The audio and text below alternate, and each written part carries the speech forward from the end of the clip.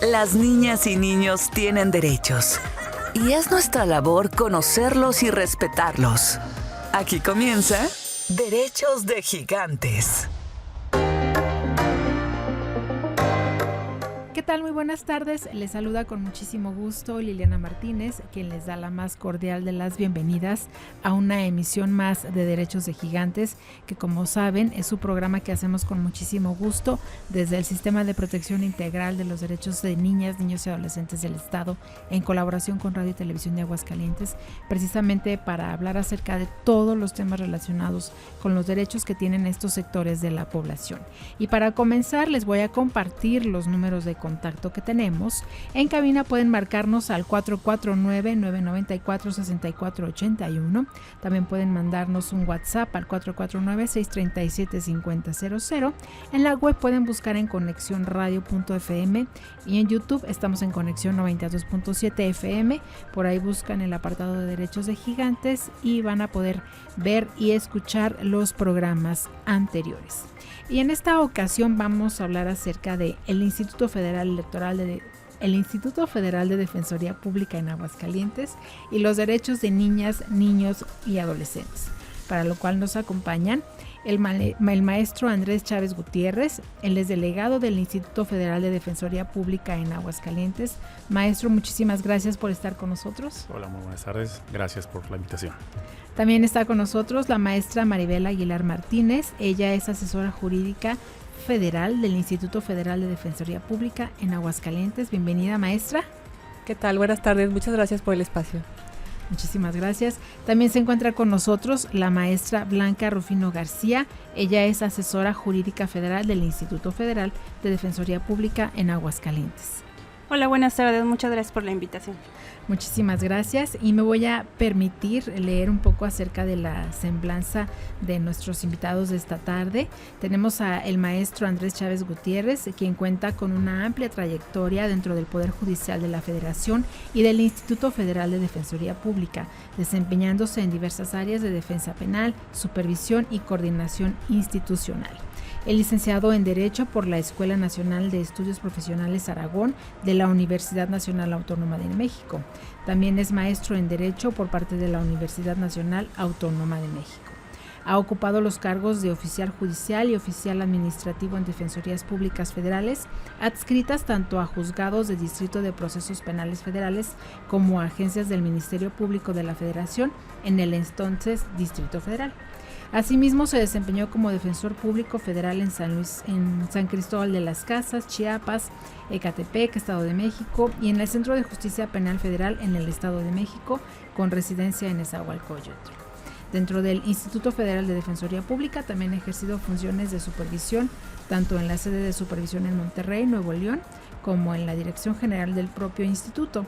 De igual manera, ha sido delegado del Instituto Federal de Defensoría Pública en el estado de Morelos y actualmente se desempeña como delegado en el estado de Aguascalientes. Pues una amplia trayectoria, maestro. Muchas gracias. También tenemos a la maestra Maribel Aguilar Martínez. Ella es asesora jurídica en Aguascalientes y cuenta con formación académica especializada en materia jurídica. Es licenciada en Derecho por la Universidad Autónoma de Aguascalientes y maestra en Amparo por la Universidad Autónoma de Durango. Ha fortalecido su preparación profesional mediante diversos cursos, diplomados y actividades de actualización impartidos por la Escuela Federal de Formación Judicial, la Comisión Nacional de los Derechos Humanos, la Suprema Corte de Justicia de la Nación y el Instituto Federal de Defensoría Pública en temas relacionados con asesoría jurídica, juicio de amparo, derecho administrativo, derechos humanos, perspectiva de género, transparencia, extinción de dominio, mediación, discapacidad, derechos de personas migrantes y sistema de justicia penal acusatorio. Asimismo, actualmente cursa la especialidad en asesoría jurídica.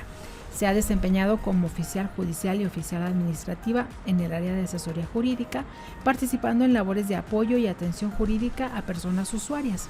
Asimismo, actualmente ejerce funciones como asesora jurídica federal en Aguascalientes, brindando orientación y acompañamiento legal en asuntos de competencia federal. Pues también una amplia trayectoria, maestra. Gracias, muchas gracias. Y finalmente tenemos a la maestra Blanca Margarita Rufino García, que es asesora jurídica del órgano de administración judicial en Aguascalientes. Cuenta con formación académica especializada en materia jurídica. Es licenciada en Derecho y maestra en Derecho por la Universidad Nacional Autónoma de México. Ha fortalecido su preparación profesional mediante diversos cursos de actualización y especialización impartidos por la Escuela Federal de Formación Judicial y el entonces Instituto de la Judicatura Federal, en temas relacionados con asesoría jurídica, juicio de amparo, igualdad y no discriminación, mecanismos alternativos de solución de controversias, perspectiva de género, transparencia y protección de datos personales. Dentro del Poder Judicial de la Federación se ha desempeñado como asesora jurídica en la delegación del Instituto Federal de Defensoría Pública en Oaxaca, así como asesora jurídica en Aguascalientes, brindando orientación y acompañamiento legal en asuntos de competencia federal. Maestra, pues también una amplia trayectoria por parte de todas y todos ustedes. Muchas gracias. ¿Y qué les parece si para comenzar, maestro, nos explica qué hace el Instituto Federal de Defensoría Pública? Porque seguramente pues hemos escuchado del instituto local, pero quizá no tanto sobre el Instituto Federal. Platíquenos. Claro que sí, muchas gracias. El Instituto Federal de Defensoría Pública es un órgano que pertenece al Poder Judicial de la Federación, como órgano auxiliar del ahora denominado órgano de administración judicial. Nuestra función es brindar asesoría y representación legal a toda la población en áreas de competencia federal. Tenemos dos grandes áreas, el área de defensa penal y el área de asesoría jurídica. La defensa penal es la que podrá ser más conocida por la población. Somos lo que se conoce de manera coloquial o comúnmente como defensores de oficio. Es decir, las personas que se ven involucradas en un proceso de carácter penal, una investigación por parte de la Fiscalía General de la República por la probable comisión de un delito. Todas las personas tienen derecho a un abogado. Si no pueden o no quieren pagarlo, la Constitución les reconoce ese derecho para tener un abogado que se haga de cargo de su representación desde el momento de su detención o investigación hasta la ejecución de una sentencia en caso de llegar a ella. Entonces, esta es una de las dos grandes áreas que nosotros tenemos en el instituto. Pero también tenemos el área de asesoría jurídica. El área de asesoría jurídica tal vez es un poco menos conocida, pero la verdad es que es de gran relevancia. La asesoría jurídica en el instituto se brinda en todas las materias de competencia federal, además de la penal. Es decir, la penal está reservada para los defensores, pero todas las demás materias para nuestras personas asesoras jurídicas. Las materias en las que nosotros llevamos la representación son la materia civil, fiscal, administrativa, laboral. Y dentro de esas materias, las personas asesoras jurídicas incluso tienen ciertas especializaciones. Tenemos asesoras jurídicas especializadas en atención a personas con discapacidad, en atención a asuntos de materia laboral, en materia migratoria y en atención a niñas, niños y adolescentes. También tenemos esa posibilidad de brindar este tipo de representaciones. La verdad es que es muy amplia la gama de asuntos en las que podemos nosotros brindar asesoría, representación, y obviamente es muy importante señalar que todos nuestros servicios son de manera gratuita. Entonces digamos que esta es a grandes rasgos los tipos de servicio que brindamos en nuestro instituto. Claro, estaba viendo en su página web, uno que se encuentran en la sede del Poder Judicial de la Federación. ¿Es correcto? Aquí en Aguascalientes nos encontramos en la sede del Poder Judicial de la Federación. Como decía, somos parte del propio Poder Judicial y físicamente nos encontramos en Avenida Aguascalientes Sur, número 603, en Segundo Anillo, muy cerca del Teatro Aguascalientes. Ahí estamos físicamente. Así es. Y también otra cosa que me llamó mucho la atención es que hacen mucho énfasis en que atienden a todas las personas. Así es. Yo creo que distinciones, es correcto, porque es muy importante que la gente, que la ciudadanía sepa que tiene una casa que los defiende, es decir, puede acercarse a nuestras instalaciones, incluso vía telefónica. En un momento más podré dar los números de teléfono, pero debe de saber que hay un lugar al cual puede acudir en caso de que tengan un problema de carácter legal. Todos en algún momento de nuestra vida necesitamos un abogado.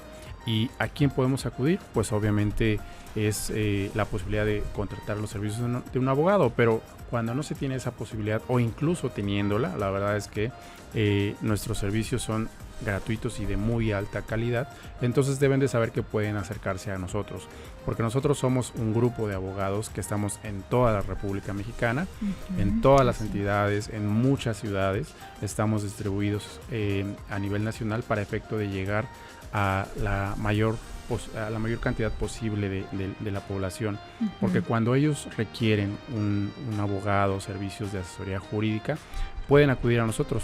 Tenemos distintos servicios, distintos tipos de servicio, desde la orientación, asesoría o representación. Entonces, cuando una persona requiere de orientación porque tiene un problema de carácter legal, puede acudir con nosotros. Si no llegáramos a ser competentes para atenderlos, porque nuestra competencia es federal, pero si no llegáramos a ser competentes, también les podemos brindar el servicio de orientación. Es decir, un ejemplo, una persona tiene dudas con relación a una pensión alimenticia, a un divorcio, a un testamento, alguna cuestión que son problemáticas que en algún momento de nuestra vida se nos puede presentar. Puede acudir con nosotros y nuestros abogados brindarán el servicio de orientación. Es decir, le van a decir, este asunto, si bien es de competencia del fuero común, es decir, del Estado, pues no te podemos brindar la representación, no es nuestra competencia, pero puedes acudir a tal instancia. En este lugar, tu proceso va a ser de esta forma y por lo tanto tienes que llevar estos documentos, el procedimiento va a ser así, entonces esa es la orientación. Entonces cualquier persona que tenga una duda o problemática legal se puede acercar con nosotros. E incluso también aquí, mencionan que atienden a todas las personas, en especial a personas adultas mayores, con discapacidad, mujeres, niñas, niños y adolescentes, jóvenes indígenas, hablantes de lenguas indígenas y personas LGTB, TTIQA+. Es correcto. Creo que nuestros servicios, si bien van orientados a toda la población, sabemos que hay sectores que en particular lo requieren pues con mayor atención. Estos grupos de población que tienen o que se encuentran en una situación de mayor vulnerabilidad, pues requieren una especial atención. En ese sentido, en nuestro instituto tenemos personas hablantes de diversas lenguas indígenas, tenemos personas especializadas en atención a personas con discapacidad. Las personas adultas mayores también requieren cierta atención especializada. Entonces nuestros abogados son constantemente capacitados para atender ese tipo de problemáticas. Personas adultas mayores, pues sabemos que tienen problemas con pensión, con ajustes en su pensión, con la ayuda para tramitar o resolver alguna problemática con los apoyos que se les brinda por parte del gobierno federal, en particular a estas personas adultas mayores. La verdad es que esos grupos poblacionales requieren especial atención, y la verdad es que en el Instituto Federal de Defensoría Pública estamos muy preocupados por atender a esos grupos en particular. Y sobre todo porque en ocasiones es necesario hablarles con un lenguaje sencillo, claro, no tan técnico, para que comprendan bien cuál es la naturaleza del asunto, las instancias a las que a lo mejor pueden acudir. Entonces, qué bueno que hay personas o que tienen el personal con la paciencia, con la preparación necesaria para estar enfocados a esos sectores. Es correcto, porque los grupos poblacionales como estos a los que hacemos referencia, es decir, tal vez personas adultas mayores, pudiera ser, no es generalizar, pero hay personas adultas mayores que tal vez no tengan la educación o la capacidad de entender algunos términos, pero nosotros estamos preocupados por atenderlos a todos con especial atención a sus particularidades. También, de hecho, algunos de los asuntos que trataremos el día de hoy se tienen que ver con los derechos de las niñas, niños y adolescentes. También, por supuesto, que tienen capacitación nuestras personas asesoras y abogadas para velar por sus derechos y, como bien lo señala, pues para atenderlos, en particular hablarles con un lenguaje claro, sencillo, respecto a los derechos que tiene, cómo podemos hacerlos valer ante las autoridades. Y ya que ya estamos entrando en materia, también es muy importante porque ya hay criterios precisamente de la Corte, en el sentido de que también a ellos hay que hablarles en un lenguaje que ellos comprendan bien E incluso ya pues está ese criterio de como enviarles cartas, ¿verdad? Claro. Como personalizadas, explicándoles en su lenguaje. Las sentencias en lenguaje. Y bajándose a su nivel, si me permiten la expresión, pues para que ellos comprendan bien cuál fue la naturaleza del asunto y en qué quedó la sentencia, lo cual me parece muy importante porque sí es aplicar la perspectiva de la niñez. Es correcto. Así es, creo que mis compañeras asesoras jurídicas podrán ser mucho más específicas en este tipo de asuntos en las que, como bien lo señala, la tendencia es precisamente a que se atiendan en un lenguaje que sea pues muy claro para la persona a la que va dirigida. En el caso de las niñas, niños y adolescentes, pues si están involucrados de una u otra forma por la protección a sus derechos en un procedimiento de carácter jurisdiccional, como pudiera ser el amparo, se le tiene que hablar en un lenguaje sencillo para explicarle en qué consiste, en qué consistió un procedimiento de tal naturaleza y cómo se le están garantizando sus derechos, ¿no? Eso es muy importante. Así es. ¿Y qué les parece? ¿Quién le gustaría comenzar? Pues para que nos platiquen pues la importancia de proteger los derechos de niñas, niños y adolescentes y cuál ha sido la naturaleza del trabajo que han realizado ustedes en este sentido aquí en Aguascalientes.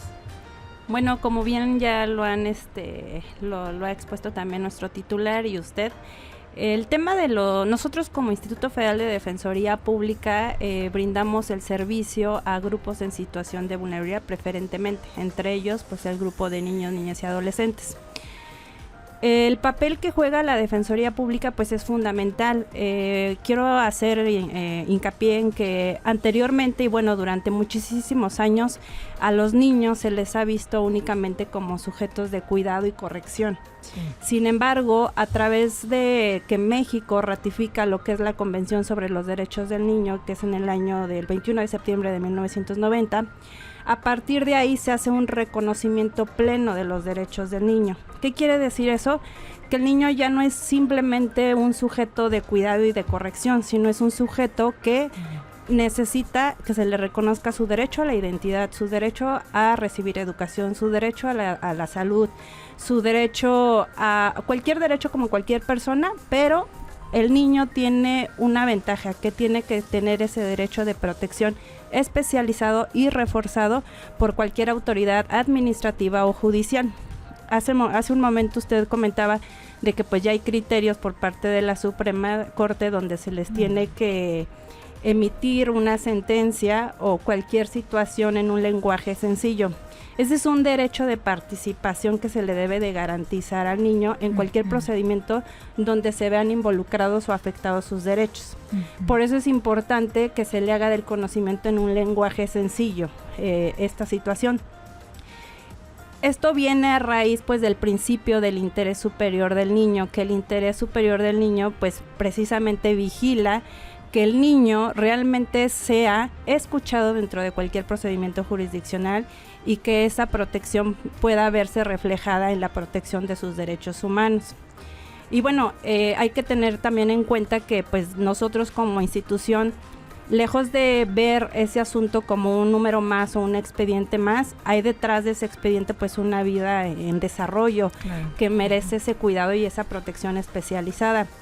Nosotros como asesores jurídicos también tenemos la representación especial. Si bien es cierto, la representación especial la tienen los padres o los tutores o alguna otra dependencia como puede ser DIF o Procuraduría de Niños, Niñas y Adolescentes, nosotros como asesores jurídicos también la tenemos esa representación especial para poder velar y vigilar por los derechos de los niños. Tenemos diversos asuntos que podamos comentar mi compañera y yo en donde hemos protegido estos derechos de los pequeñitos. No sé si me permite exponer algunos de los casos. Sí, claro, e incluso preguntarte en qué casos podrían acudir. Es difícil que vayan niñas, niños y adolescentes, ¿no? Pero en qué casos podrían acudir mamás, papás o tutores al Instituto Federal para solicitar ya sea esa asesoría o incluso la representación. Hay que tener en cuenta algo, los derechos del niño, si bien es cierto, como ya lo dije, es a través de la representación. Nosotros, bueno, la sociedad en general, los intereses o los derechos del niño son de interés público. Exacto. Y de interés social. ¿Qué quiere decir eso? Que cualquier persona que se dé cuenta que hay una afectación, pues no necesita acudir la representante especial o el padre o la madre o la procuraduría. O sea, cualquier persona puede promover el medio de defensa para garantizar ese derecho del niño.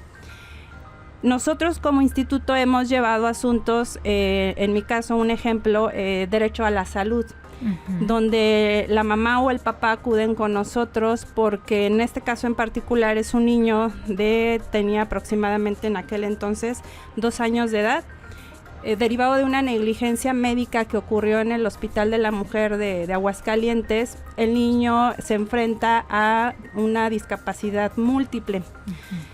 Para efecto de evitar la responsabilidad patrimonial del Estado de Aguascalientes, el Aguascalientes le comenta a los papás que ellos se van a hacer cargo de por vida de la cuestión médica del niño, la atención médica del niño y los gastos que ello conlleve.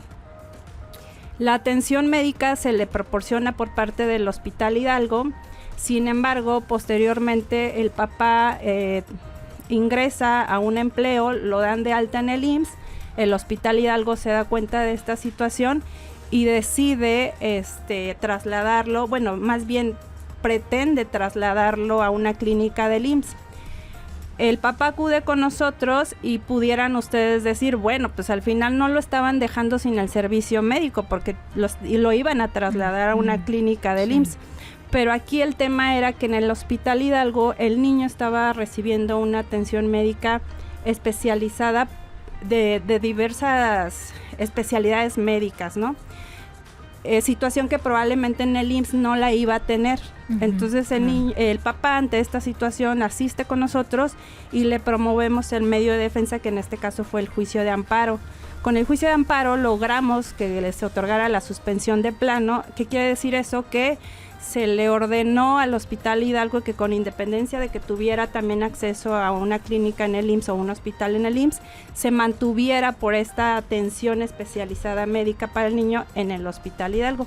Y bueno, eso fue un efecto, digamos, preventivo mientras se desarrollaba todo el juicio, pero posteriormente, cuando se dicta la sentencia definitiva, el efecto fue ese, que se mantuviera hasta que el niño, pues como lo había acordado desde un inicio el Estado de Aguascalientes, hasta que el niño requiera esa atención, ¿no? En el Hospital Hidalgo, y no sea trasladado a ningún hospital del IMSS, a menos de que los papás pues lo decidan, pero eso ya es una decisión y no una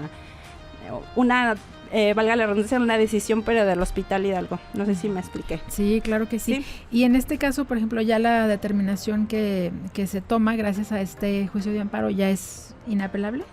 Sí, de hecho el hospital ni siquiera promovió, una vez dictada la sentencia definitiva, no promovió su recurso de revisión, que es el medio de defensa que tiene la autoridad responsable para inconformarse, y eso quiere decir que la sentencia quedó firme.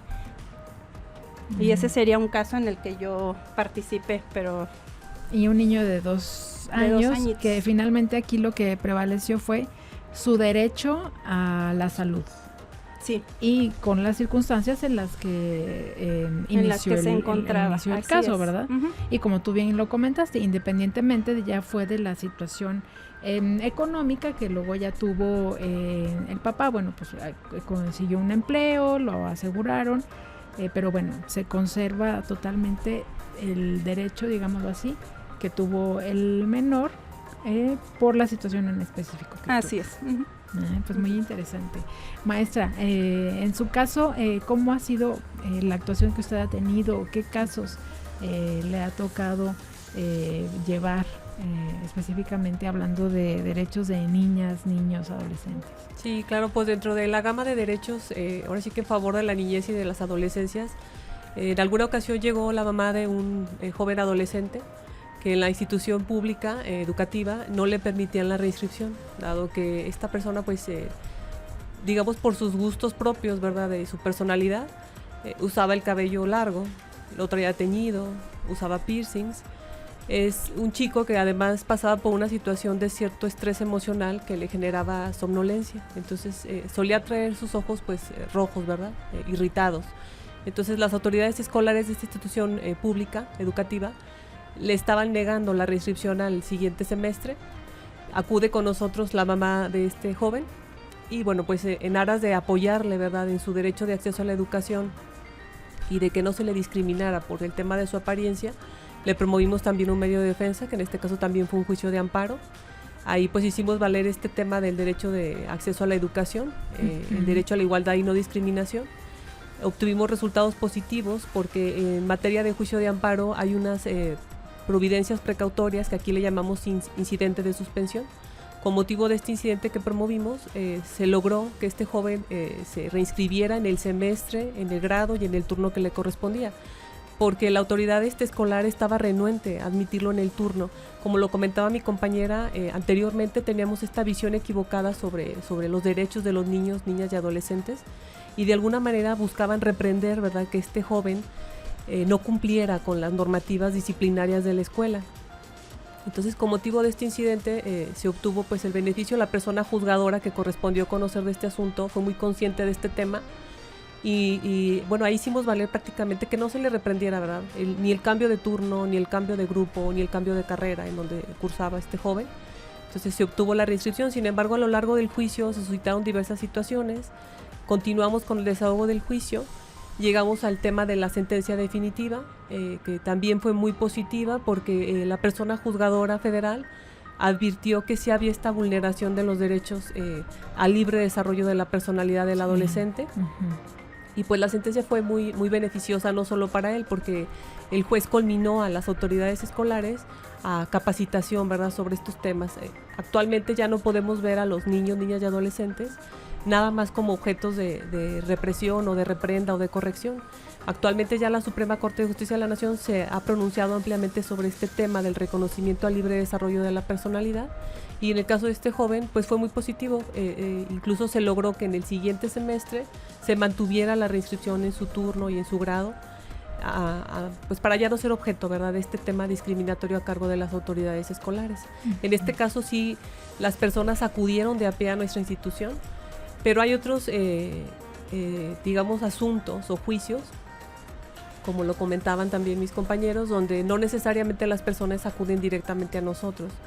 Hay un mecanismo, esta figura de representación especial en materia de amparo, en el que las personas juzgadoras, cuando advierten que los niños, niñas y adolescentes puedan tener un tema de riesgo, o donde los padres o los tutores tengan, digamos, un conflicto de intereses con sus derechos, nos pueden nombrar a las personas asesoras jurídicas como sus representantes especiales, es decir, giran un oficio al titular de nuestra delegación y él, acorde a un control que tenemos interno, nos va designando para cubrir, digamos, en estos juicios en favor de los menores y pues darles esta protección reforzada que a veces en muchas ocasiones se requiere en el desahogo de los juicios, ¿verdad?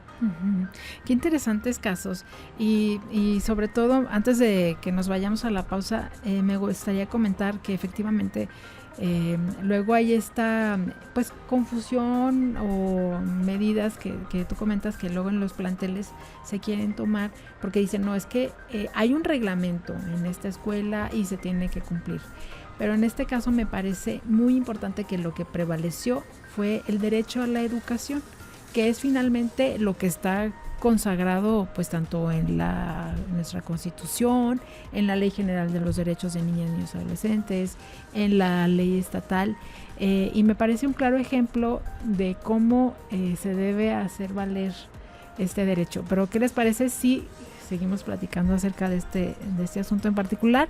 Vámonos primero a una pausa y ya regresamos. No te muevas. En un momento regresamos con más sobre los derechos de la infancia y adolescencia. Regresamos.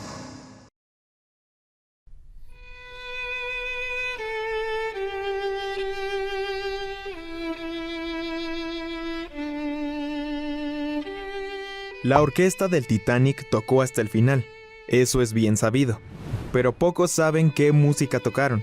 Según los sobrevivientes, la última pieza fue Nearer My God to Thee, un himno religioso sobre el consuelo antes de la muerte. Entre los restos del Titanic nunca se encontró el piano, pero sí partituras, atriles y la historia de aquellos músicos que decidieron no huir, sino tocar. Porque a veces la música es lo único que queda. No te desconectes. Sigue con nosotros en Conexión 92.7.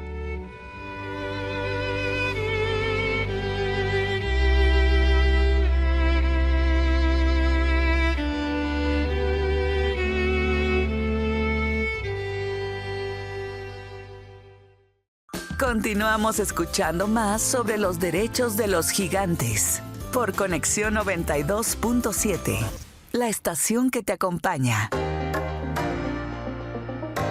Regresamos a Derechos de Gigantes. Les recuerdo nuestros medios de contacto. En cabina pueden marcarnos al 449-994-6481. También pueden mandarnos un WhatsApp al 449-637-5000. En la web estamos en conexiónradio.fm y en YouTube estamos en Conexión 92.7 FM, ahí en el aparato de Derechos de Gigantes. Les recuerdo que estamos hablando acerca del Instituto Federal de Defensoría Pública en Aguascalientes y los derechos de niñas, niños y adolescentes, y estamos platicando con el maestro Andrés Chávez Gutiérrez, delegado del Instituto Federal de Defensoría Pública en Aguascalientes, con la maestra Maribel Aguilar Martínez, asesora jurídica federal, y con la maestra Blanca Rufino García, asesora también jurídica federal. Y antes de irnos a la pausa, hablábamos de cómo prevaleció, en este caso en particular, el derecho a la educación por sobre el reglamento de una escuela. Y qué interesante fue este asunto, bueno, también el que nos comentó la otra maestra. Todos son interesantes cuando hablamos de los derechos de niñas, niños y adolescentes, pero sí comentar que este derecho a la libre personalidad pues es uno de los que quizá más auge ha estado teniendo en los últimos años, y como el hecho de que ya sea que tengan el cabello corto, largo, teñido, no teñido, esto no tiene nada que ver con la educación. Ellos tienen derecho a recibir. Si a lo mejor quizá en un momento dado, si ya incurren en la falta de respeto al derecho de otras personas, pues quizás sería otro el asunto, ¿no? Sí, claro, ahí sí habría que ver el motivo, la causa de, por así decirlo, de la conducta o que se genera indisciplina, ¿verdad? En este caso, definitivamente, pues la expresión de la personalidad del estudiante pues no tiene por qué interferir en su derecho de acceso a la educación. La persona juzgadora que conoció de este asunto fue muy consciente en ese tema, porque incluso se le, digamos, achacaban ciertas conductas de indisciplina a esta persona, las cuales estimó que eran propias de la etapa o de la edad que estaba cursando o viviendo, ¿verdad? Entonces, en este caso sí, pues es importante, ¿verdad?, distinguir que hay derechos que son fundamentales, que no pueden ser trastocados por cuestiones secundarias, que definitivamente, lejos de darle un beneficio a la persona adolescente, le van a generar un conflicto, ¿verdad? Uh-huh. Sí, porque además es hasta cierto punto ambiguo. Bueno, trae el cabello teñido, quizá lo traía morado o azul, no lo sé, pero ¿por qué esos tonos no podrían ser permitidos? Y si el rubio, por ejemplo, o el rojo, ¿no? Digo, ya si nos metemos en ese tema, pues está hasta cierto punto ambiguo, ¿verdad? Sí, creo que es muy importante justamente lo que se señala en el sentido de, pues, la ponderación de derechos. Hay derechos, es decir, están diversos derechos involucrados, como es el derecho a la educación, también que dentro de la propia educación existan reglamentos que son válidos, pero cuando entran en juego o en colisión otro tipo de derechos, como precisamente el libre desarrollo de la personalidad, pues precisamente la justicia lo que hace es eso, es valorar y decir, no tiene por qué estar por encima un reglamento sobre el derecho que tiene el adolescente en este caso, para desarrollarse, para desarrollar su personalidad en la forma que él lo considere. Uh-huh. Es por eso que en estos casos la verdad que son muy, muy interesantes, son emblemáticos, porque se llegan a romper ciertos prejuicios también, como bien lo señala. O sea, claro. ¿Por qué no podrá, si a él le gusta llevar el cabello teñido de color verde, qué diferencia hay con una persona que quiere llevarlo de color rubio? Es decir, no habría un motivo de discriminación. Uh-huh. Y en ese sentido, algunas otras conductas que se le atribuyen como mala conducta, pues no es más que tal vez catalogar a una persona o señalarlo por la simple apariencia. Creo que como esos asuntos, la verdad es que tenemos muchos otros muy interesantes. Ahorita les voy a pedir a mis compañeras asesoras que nos den ejemplos de algunos otros, porque tenemos, así como ese, también el libre desarrollo de la personalidad en cuanto a la expresión de género. Creo que esos también son asuntos muy interesantes. Si lo permite, pues tal vez, por favor. Sí, claro. Nada más para cerrar este asunto, me gustaría saber si, bueno, obviamente en el caso que nos comentaba la maestra, pues es complicado a lo mejor que el niño haya sido llamado por las autoridades para expresar su testimonio. Pero en este caso del adolescente, ¿se le llama? No se le llama. Ahí, de hecho, hay una protección reforzada precisamente para no revictimizar, ¿verdad?, a los niños, niñas y adolescentes. En el caso del desahogo del juicio, no fue necesario que él compareciera en lo personal al juicio. Se desahogan, digamos, diversos mecanismos de defensa o de escritos que presentamos con otros medios de prueba, como pudieran haber sido incluso hasta fotografías o algún otro tema, nada más para evidenciar el tema de la apariencia física. Pero sí, eso fue en ese caso, no fue necesario que él compareciera a fin de no revictimizarlo. Excelente. Pues a ver, ¿qué otro caso nos van a platicar? Bueno, pues siguiendo, ahora sigue con el comentario del maestro Andrés, en el tema de la reasignación sexogenérica, tuvimos un caso donde, precisamente comentando este tema donde nos designan como representantes especiales, una persona juzgadora federal nos señaló como representante especial, ya que un joven adolescente acudió al juicio de amparo, ya que había solicitado pues la rectificación de su acta en el registro civil, porque no se identificaba con el género que se le señaló al nacer. Entonces acude al juicio de amparo, es un adolescente todavía, y con motivo de la intervención ahí que se tuvo, pues se tuvieron varios abordajes en el desarrollo del juicio. Precisamente uno de ellos también fue considerado como el libre desarrollo de la personalidad, de que esta persona pues se identificara con un género diverso, ¿verdad?, al que le había sido inscrito al nacer. Se solicitó esta rectificación de acta, que con motivo del juicio se llegó a término. Efectivamente, pues se le reconoció ya con un diverso nombre, pidiendo incluso la protección adecuada de sus datos primigenios de nacimiento, para que no se incurriese también en algún tema de discriminación o de revictimización hacia la persona adolescente. Y bueno, ahí también hubo varias injerencias. Se solicitó también que se reconociera pues su autonomía y su capacidad de decisión, porque muchas veces en estos tipos de juicios se pide la opinión de peritos en psicología o en trabajo social, porque de alguna manera todavía hay este prejuicio de que se considera que no tienen la capacidad suficiente los adolescentes o las personas con minoría de edad para decidir estos temas sobre su persona, ¿no? Pero aquí pues obviamente con el tema del interés superior del menor, se le pidió a la persona juzgadora que tomara en consideración que la opinión que este perito o experto en psicología pudiese emitir fuese nada más en apoyo para la decisión de la persona adolescente, porque ya había externado su necesidad, ¿verdad?, y su voluntad de que se le reasignara o se le cambiara esta adecuación en su acta de nacimiento. Ahí se llegó a término también en el juicio. Solamente fungimos como representantes especiales, es decir, nosotros no promovimos el juicio de amparo desde inicio, sino que a medida que este se desarrolló, pidieron nuestra intervención, se llegó a término en ese juicio y también pues con resultados positivos o favorables para la persona adolescente.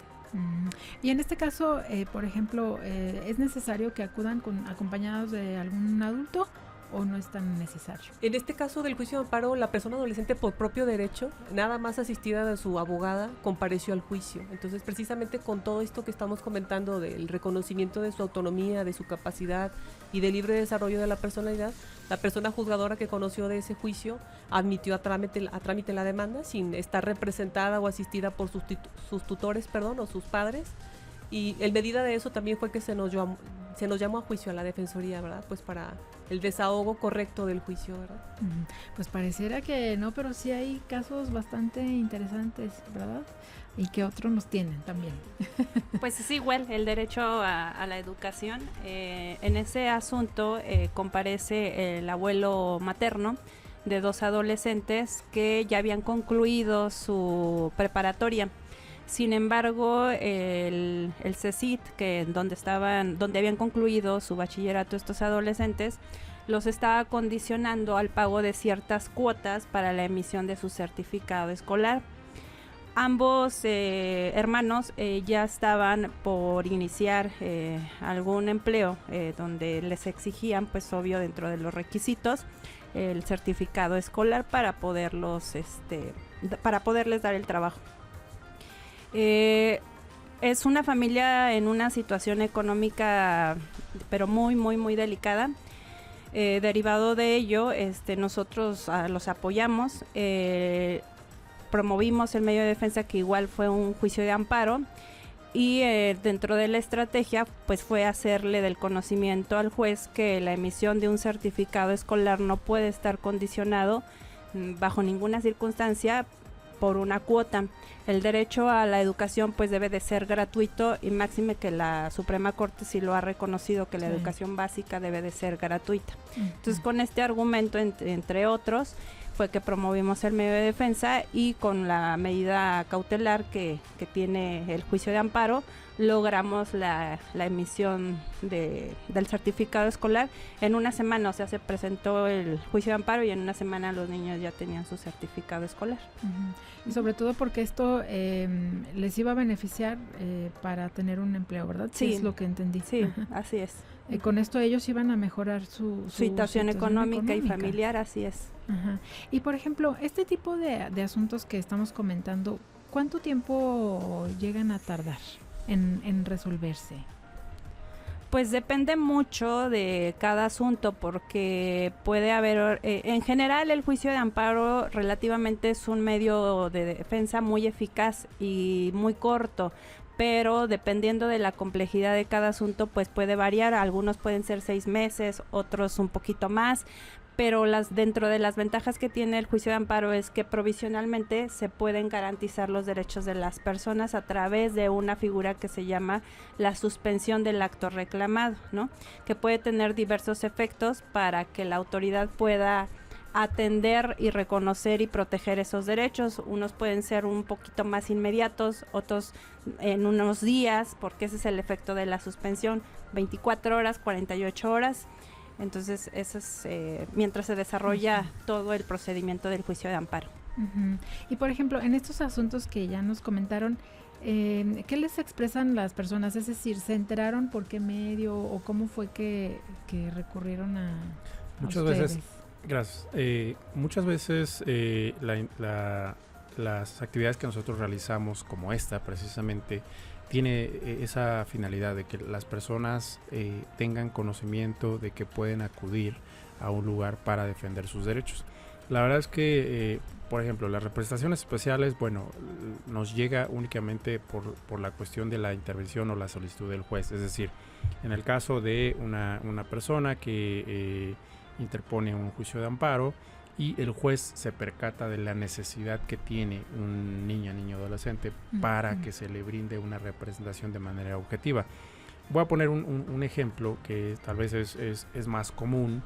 Estos casos que mis compañeras asesoras han platicado, la verdad es que son emblemáticos, salen un poquito más allá de lo común. Pero vamos a pensar en un asunto de pensión alimenticia, o que las personas, los padres están divorciando y en consecuencia entran a una problemática de una demanda de divorcio y en consecuencia la pensión. Cuando estos asuntos que son de carácter de índole familiar, es decir, de la competencia del fuero común, pero si se impugna alguna determinación de porque el juez familiar determinó determinada cantidad de pensión alimenticia y entonces una de las partes no está de acuerdo, o se están peleando por decirlo de alguna forma, la guarda y custodia, la patria potestad.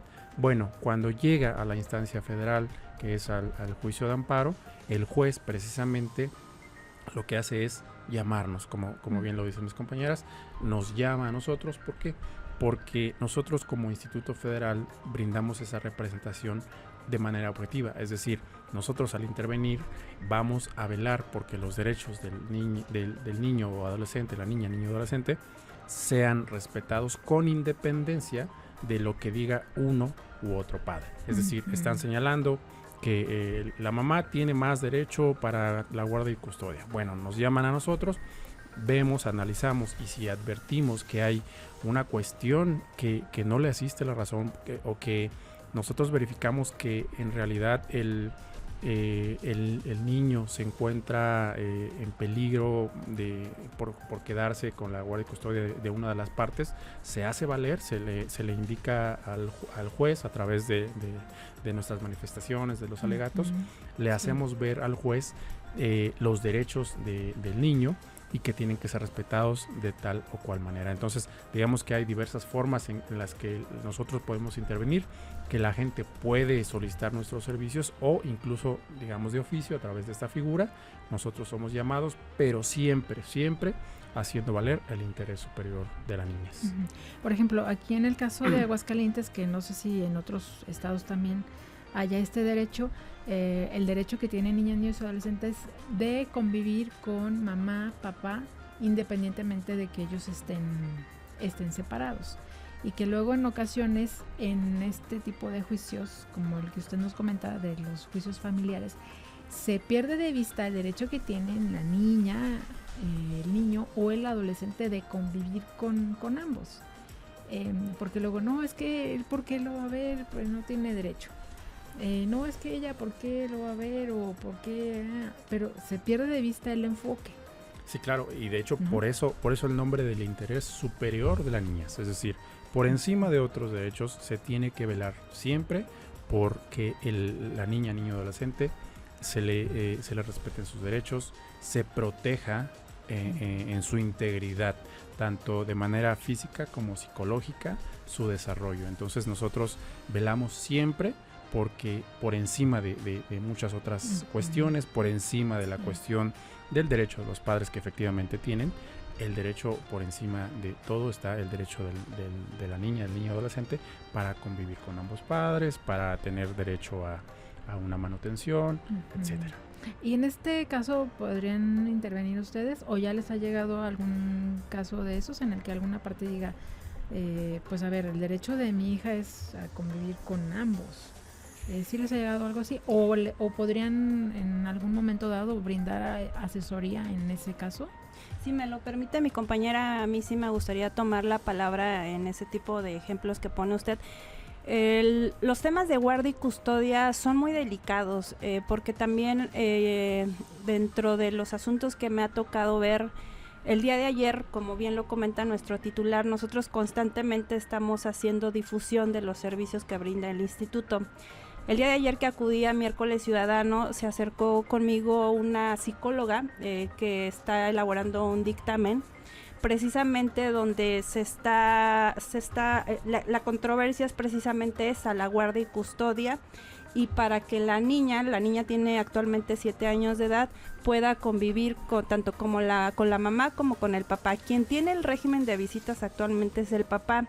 Sin embargo, este asunto es muy delicado porque la niña fue abusada sexualmente por el padre. Pese a que fue abusada sexualmente por el padre y que hay pruebas que acreditan esta situación, Fiscalía y Juzgado Familiar no han hecho absolutamente nada. Y siguen permitiendo que la niña conviva con el padre y los martes y jueves se la lleve a su domicilio y la regrese, y cuando la ha regresado violentada. Me comentaba la psicóloga que han habido medidas de restricción para que ya el padre no pueda ejercer esta visita y convivencia, y se dejó sin efectos esta medida de restricción, pese que hay un dictamen que acredita el abuso sexual. Entonces aquí se debe de privilegiar mucho, no solo el derecho de los padres a convivir con el menor, sino, como bien lo comenta nuestro titular, es el interés superior del menor y que efectivamente el niño sea escuchado. La niña en muchas ocasiones, me lo comentaba la psicóloga, ha manifestado su deseo de ya no convivir con su papá, pues precisamente porque él es el quien ha abusado sexualmente y quien la sigue violentando físicamente. En este asunto, pues es evidente que no se ha escuchado la opinión del pequeño, pese a que es su derecho. O sea, está reconocido constitucional y convencionalmente el derecho del niño a ser escuchado por encima del derecho del padre o la madre a convivir con el menor. Porque aquí se debe de ponderar, como lo comentó el delegado, esa ponderación de derechos siempre va a ser privilegiando la protección de la vida y de la integridad del niño. Claro. En este asunto, ayer yo le pedí no hemos comentado, también falta abordar que, si bien es cierto, nuestra competencia es federal, también tenemos la representación extraordinaria. En este caso, que ayer se presentó en el Miércoles Ciudadano, yo le hice del conocimiento a la psicóloga que si bien es cierto, todo esto es del fuero común en fiscalía, en el área penal y en la materia familiar ante un juez del estado de Aguascalientes, nosotros podíamos llevar la representación extraordinaria. Yo pedí que pues estando ahí físicamente me acercaran los documentos para analizarlos y podérselo plantear a nuestro titular y litigar este asunto en el fuero común. Sin embargo, ya cuando ella se comunica con el abogado de la mamá, el abogado es el que bloquea toda esta situación. Entonces yo le dejé mis datos a la persona, a la psicóloga, porque eso se agradece, que una servidora pública sea empática y sea consciente de proteger, como lo dije hace un rato, el derecho de cualquier niño, ¿no? Entonces se le dejaron los datos de la Defensoría para que en su caso, si lo llegaran a valorar, pues puedan pedir esta representación extraordinaria y proteger a la niña y que no se le siga permitiendo al padre pues la convivencia.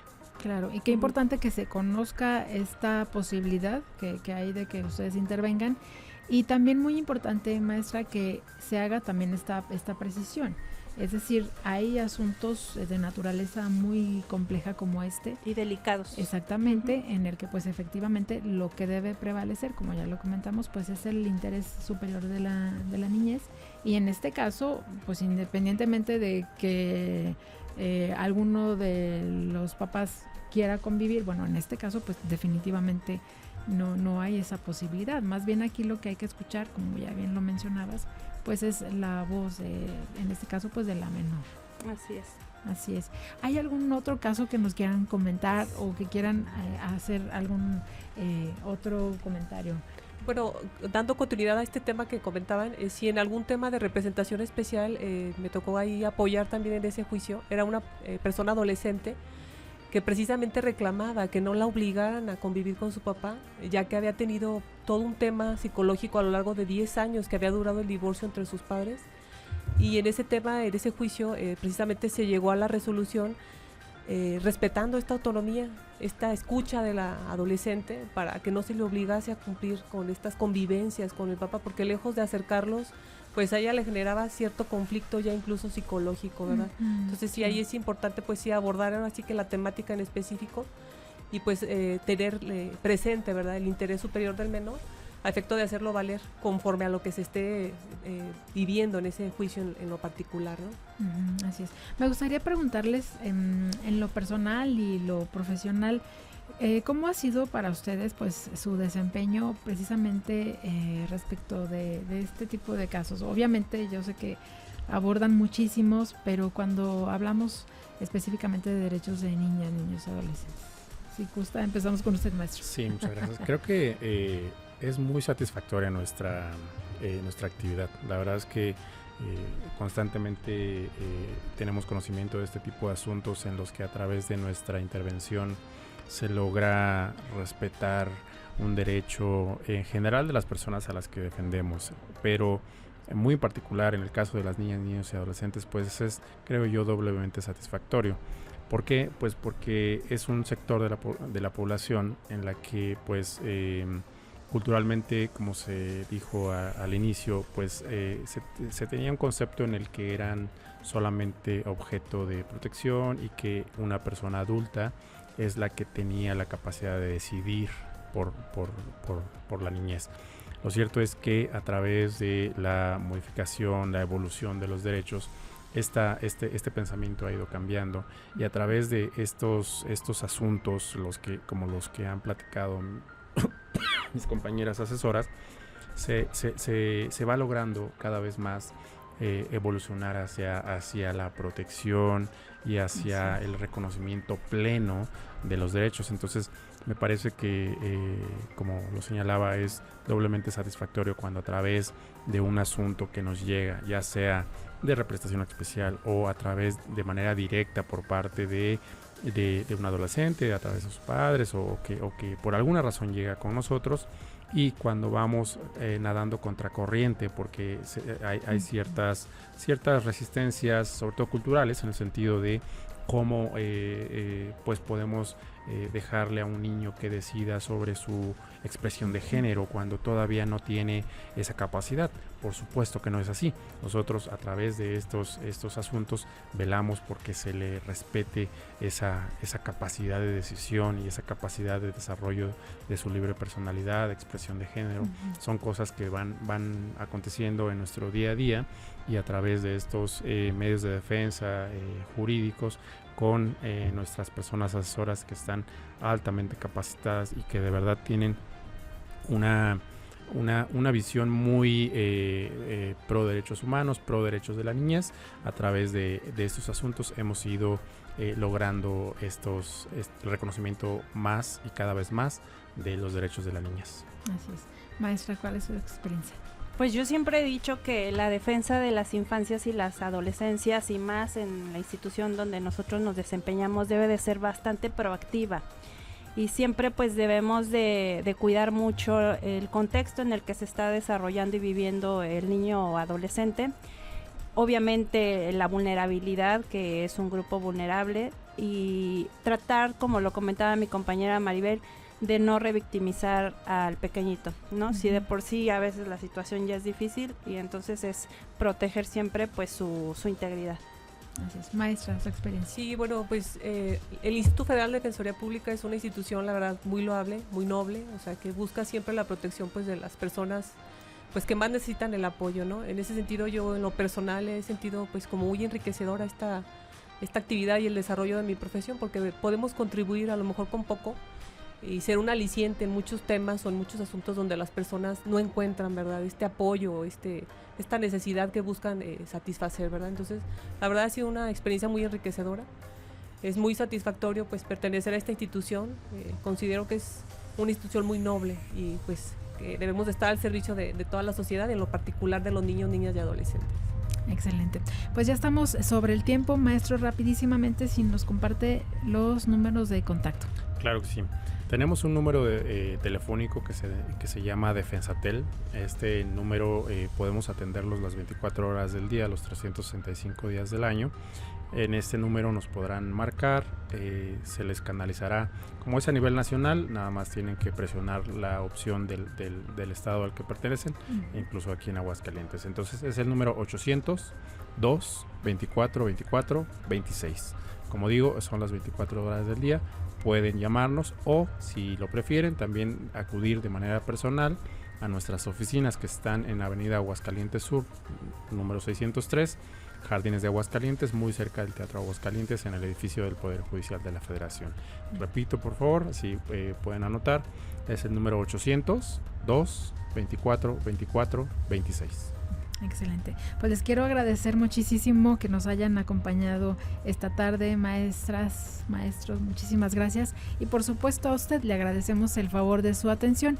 Quédese en la programación de Conexión 92.7 FM. Hoy conociste más sobre los derechos de niñas, niños y adolescentes. Pasa la voz y sigue descubriendo más el próximo martes a las 2:30.